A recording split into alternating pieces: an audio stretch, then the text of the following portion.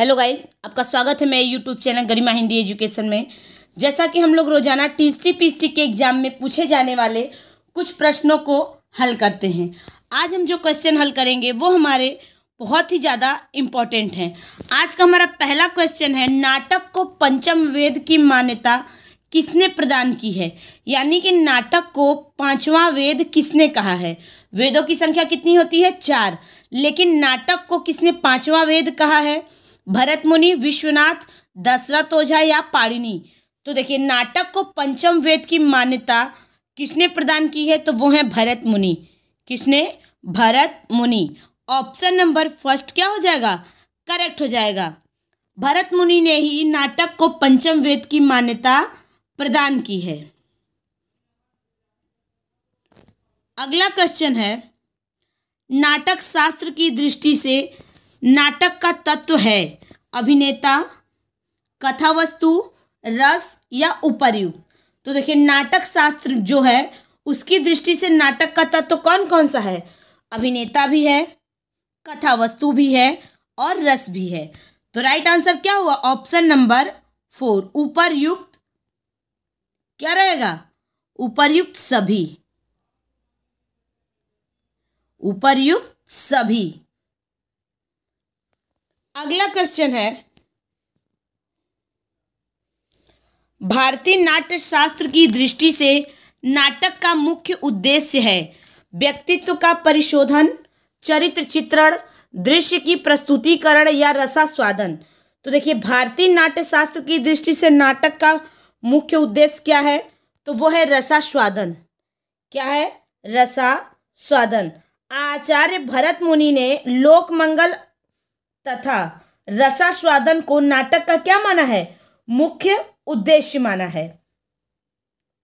तो right answer क्या हुआ? Option number 4। अगला क्वेश्चन है, आगरा स्कूल बुक सोसाइटी की स्थापना कब हुई थी? ये क्वेश्चन बहुत ही इंपॉर्टेंट है और ये क्वेश्चन आपका केंद्रीय विद्यालय पीजीटी परीक्षा में पूछा भी जा चुका है।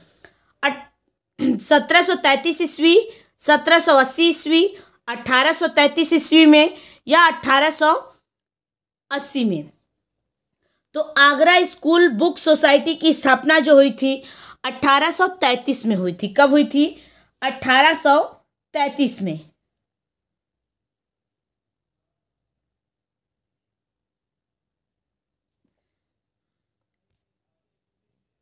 अगला क्वेश्चन है, ईसाई मिशनरियों का प्रमुख केंद्र कहाँ था? इलाहाबाद, दिल्ली, मुंबई या श्रीरामपुर? तो देखिए, ईसाई मिशनरी का प्रमुख केंद्र जो था वो कहाँ था? तो प्रमुख केंद्र था श्रीरामपुर। क्या था? श्रीरामपुर। अंग्रेजी शासन काल में ईसाई मिशनरियों ने धर्म प्रचार के लिए हिंदी भाषा को अपनाया था और जो जगह था प्रमुख कौन सा था? तो श्रीरामपुर। कौन था? श्रीरामपुर, जिसको अब क्या कहते हैं? श्रीरामपुर। पहले इसको कहते हैं श्रीरामपुर कहते थे, अब श्रीरामपुर कहते हैं। तो राइट आंसर क्या हुआ? Option number 4। अगला क्वेश्चन है, निबंध को गद्य का निकष किस आलोचक ने माना है? हजारी प्रसाद द्विवेदी, रामचंद्र शुक्ल, महावीर प्रसाद द्विवेदी या श्याम सुंदर दास? तो निबंध को गद्य का निकष आलोचक किसने माना है? किस आलोचक ने माना है? तो वो है ऑप्शन नंबर 2, रामचंद्र शुक्ल। कौन है? रामचंद्र शुक्ल। रामचंद्र शुक्ल ने हिंदी को गद्य का निकष माना है। अगला क्वेश्चन है, निबंध को गद्य की कसौटी किसने माना है? बाबू श्याम सुंदर दास, महावीर प्रसाद द्विवेदी, रामचंद्र शुक्ल या रामविलास शर्मा? तो देखिए, निबंध को गद्य की कसौटी किसने माना है? तो निबंध को गद्य की कसौटी भी माने हैं रामचंद्र शुक्ल। कौन माने हैं? रामचंद्र शुक्ल। तो ऑप्शन नंबर 3 क्या हो जाएगा? करेक्ट हो जाएगा। अगला क्वेश्चन है, हिंदी नवजागरण को मूलतः बुद्धिवादी और रहस्यवाद विरोधी मानने वाले या कहने वाले, यहाँ क्या रहेगा, खाने वाले नहीं, मानने वाले।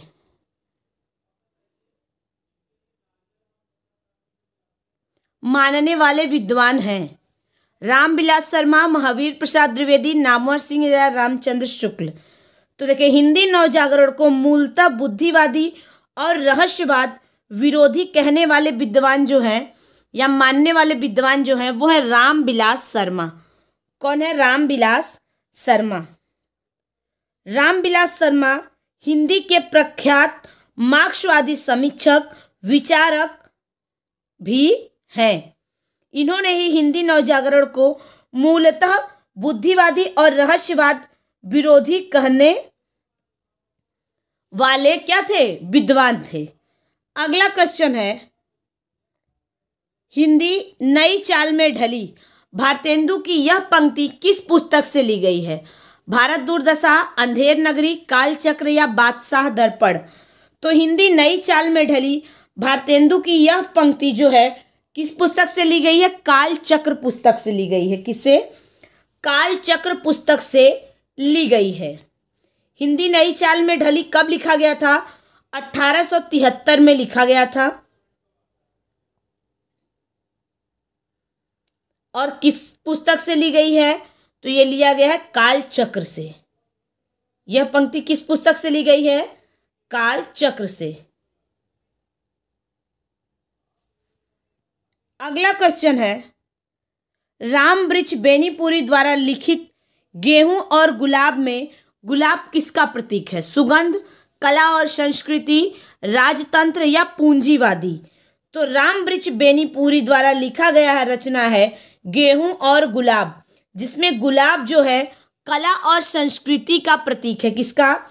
कला और संस्कृति को। गेहूं को आर्थिक और राजनीतिक प्रगति का प्रतीक माना गया है। किसका? आर्थिक और राजनीतिक प्रगति का प्रतीक माना गया है गेहूं को। गुलाब को कला और संस्कृति का प्रतीक माना गया है। तो ऑप्शन नंबर 2 क्या हो जाएगा? करेक्ट हो जाएगा। अगला क्वेश्चन है, हिंदी काव्य में मांसलवाद के प्रवर्तक कौन माने जाते हैं? रामेश्वर शुक्ल अंचल, हरिवंश राय बच्चन, सुमित्रा नंदन पंत या जयशंकर प्रसाद। तो देखिए, हिंदी काव्य में मांसलवाद के प्रवर्तक जो हैं वो कौन माने जाते हैं? तो वो माने जाते हैं रामेश्वर शुक्ल अंचल। कौन? रामेश्वर शुक्ल अंचल। ऑप्शन नंबर फर्स्ट क्या हो जाएगा? करेक्ट हो जाएगा। अगला क्वेश्चन है, किस कथाकार को पहाड़ का प्रेमचंद्र कहा जाता है? बहुत ही इंपॉर्टेंट क्वेश्चन है ये। विद्यासागर नौटियाल, शेखर जोशी, बटरोही या पंकज बिष्ट। तो देखिए, किस कथाकार को पहाड़ का प्रेमचंद्र कहा जाता है? तो विद्यासागर नौटियाल को। किसको? विद्यासागर नौटियाल को। विद्यासागर नौटियाल का जन्म 1933 में टिहरी के माली देवल गांव में हुआ था, जो अब कहाँ है? उत्तराखंड राज्य में है। ये स्थान कहाँ पड़ता है? उत्तराखंड में। इन्हें ही पहाड़ का प्रेमचंद्र कहा जाता है। क्यों? क्योंकि इन्होंने प्रेमचंद्र की भांति ही कथा साहित्य में अपना अमूल्य योगदान दिया है, इसीलिए इन्हें कहा जाता है पहाड़ का प्रेमचंद्र। पहाड़ का तात्पर्य यह है कि ये उत्तराखंड के रहने वाले थे, तो इसीलिए इनको कहा जाता है पहाड़ का प्रेमचंद्र। तो राइट आंसर क्या हुआ? Option number first. अगला क्वेश्चन है, रामचंद्र शर्मा हिंदी के किस क्षेत्र में प्रसिद्ध हैं? कवि के रूप में, आलोचक के रूप में, भाषाविद के रूप में या कोशकार के रूप में? तो आचार्य रामचंद्र वर्मा जो हैं ये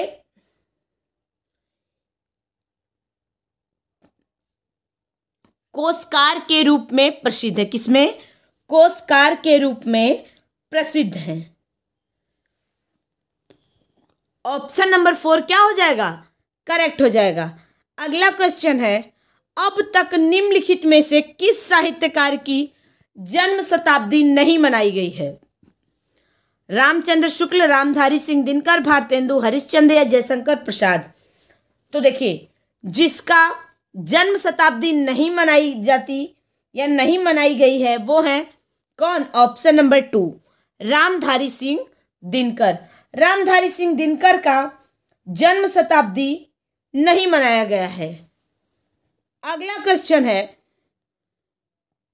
निम्नलिखित में से आर्य समाज के संस्थापक कौन हैं? स्वामी विवेकानंद, महात्मा गांधी, केशव चंद्र सेन या दयानंद सरस्वती? तो आर्य समाज के संस्थापक जो हैं वो है दयानंद सरस्वती। कौन है? दयानंद सरस्वती। दयानंद सरस्वती ने ही 1875 में मुंबई में आर्य समाज की स्थापना की थी और इनका वास्तविक नाम क्या है? मूल शंकर। क्या है? मूल शंकर। आर्य समाज का मुख्य उद्देश्य जो था प्राचीन वैदिक धर्म की शुद्ध रूप से पुनर्स्थापना ही था। तो राइट आंसर क्या हुआ? Option number 4। अगला क्वेश्चन है, खड़ी बोली को प्रधानता देने में सर्वाधिक योगदान रहा है? ब्रह्म समाज, प्रार्थना समाज, थियोसॉफिकल सोसाइटी या आर्य समाज? तो देखिए, खड़ी बोली को प्रधानता देने का सर्वाधिक योगदान रहा है आर्य समाज का। किसका? आर्य समाज का। आर्य समाज ने खड़ी बोली को क्या है? सर्वाधिक योगदान दिया है। अगला क्वेश्चन है, सत्यार्थ प्रकाश के लेखक का नाम क्या है? स्वामी दयानंद, स्वामी श्रद्धानंद, स्वामी विवेकानंद या केशव चंद्र सेन? तो सत्यार्थ प्रकाश के लेखक कौन है? तो स्वामी दयानंद। कौन है? स्वामी दयानंद। स्वामी दयानंद ने ही सत्यार्थ प्रकाश का क्या किया था? रचना किया था। तो ऑप्शन नंबर क्या हो जाएगा? फर्स्ट हमारा करेक्ट हो जाएगा। अगला क्वेश्चन है,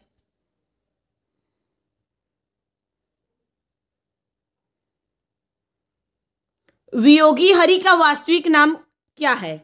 हजारी प्रसाद द्विवेदी, हरि प्रसाद द्विवेदी, लल्लन प्रसाद व्यास या सुदामा प्रसाद? तो वियोगी हरि का जो वास्तविक नाम था वो क्या था? तो वो है हरि प्रसाद द्विवेदी। क्या है? हरि प्रसाद द्विवेदी। ऑप्शन नंबर 2 क्या हो जाएगा? करेक्ट हो जाएगा।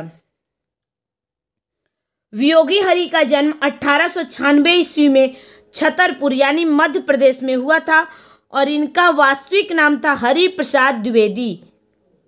ये आधुनिक ब्रजभाषा के प्रमुख कवि थे, हिंदी में सफल गद्यकार एवं गांधीवादी समाज सेवी संत भी थे। तो राइट आंसर क्या होगा? Option number 2। अगला क्वेश्चन है, कलाधर उपनाम से कविता कौन लिखते थे? भगवती चरण वर्मा, जयशंकर प्रसाद, मैथिली शरण गुप्त या माखनलाल चतुर्वेदी? तो कलाधर उपनाम से कविता जो लिखते थे वो है जयशंकर प्रसाद। जयशंकर प्रसाद ने पहले ब्रज भाषा में कलाधर उपनाम से कविता लिखा करते थे। ये कविताएं चित्रधार में संकलित भी हैं। अगर पूछे कि कलाधर उपनाम से जो कविता लिखते थे जयशंकर प्रसाद किसमें संकलित है, तो वो चित्राधार में संकलित है। तो राइट आंसर क्या हुआ? Option number 2। अगला क्वेश्चन है, हिंदी को आर्य भाषा का दर्जा देने वाले कवि हैं? तो हिंदी को आर्य भाषा का दर्जा देने वाले कवि कौन हैं? दयानंद सरस्वती, भारतेंदु हरिश्चंद्र, राजा शिव प्रसाद सितारे हिंद या पंडित महावीर प्रसाद द्विवेदी? तो देखिए, हिंदी को आर्य भाषा का दर्जा देने वाले जो है वो है दयानंद सरस्वती। कौन है? दयानंद सरस्वती। दयानंद सरस्वती ने ही हिंदी को आर्य भाषा का दर्जा दिया था। तो राइट आंसर क्या हुआ? Option number 1। ये रहा हमारा आज का क्वेश्चन। मुझे उम्मीद है सभी लोगों को समझ में आया होगा। सभी लोग ध्यान से देखें। Thank you so much.